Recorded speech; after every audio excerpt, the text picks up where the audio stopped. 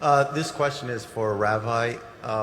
You mentioned the story of that. I think you said he was Jewish and he was shot by at that. I think it was a concentration camp or something like that.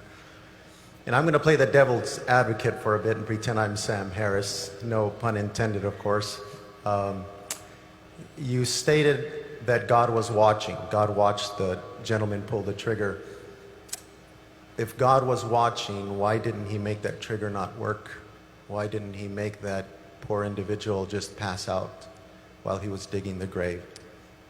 I believe Sam Harris would ask that type of question and demand an answer. Yes, I appreciate that question.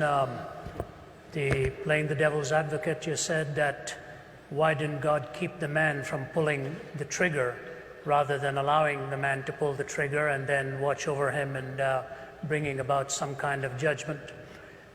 I would say this to you, that the supreme ethic that God has given to us is the ethic of love.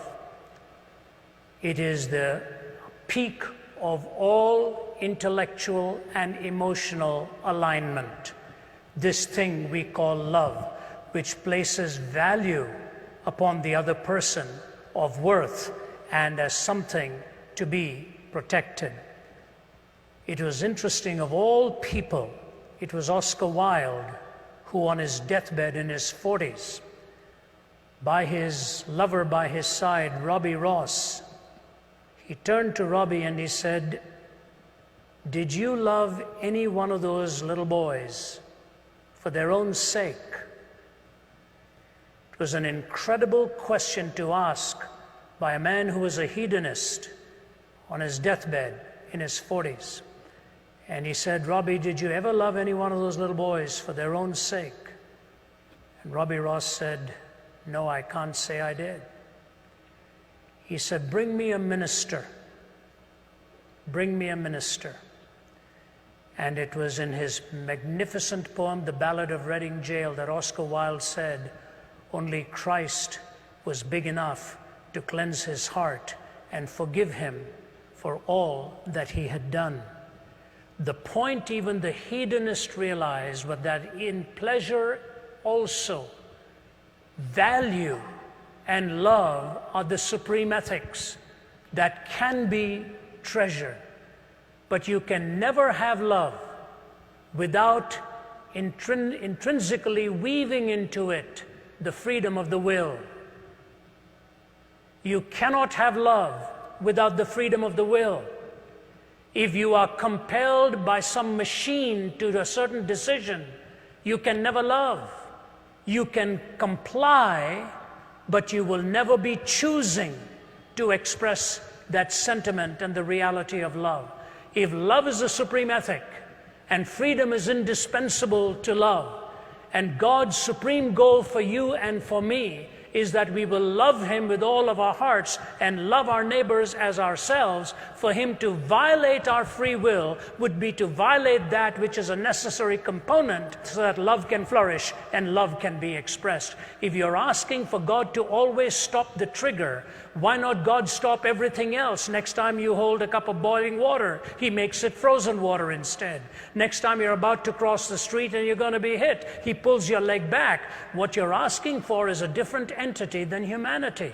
As wonderful as it may seem that in stopping that you think he is protecting you from that which is destructive, the greatest denial that you're asking for is the freedom of your will to be able to choose and to love God with all your heart and all your soul. When you've got love as the supreme ethic and the freedom of the will to choose that love, all of the other contingencies come in and can become explained why it is possible to either choose or to reject so that love can ultimately reign supreme. If you want compliance and some kind of a mechanical response, your question itself will self-destruct. You're asking the question because you're free to ask it, and you're free to ask it because you're free to love. And when you love him, in spite of all of the contraries that you see around us, you're trusting him for having the supreme wisdom and the knowledge to ultimately bring a pattern out of it all. We think, for example, we know so much.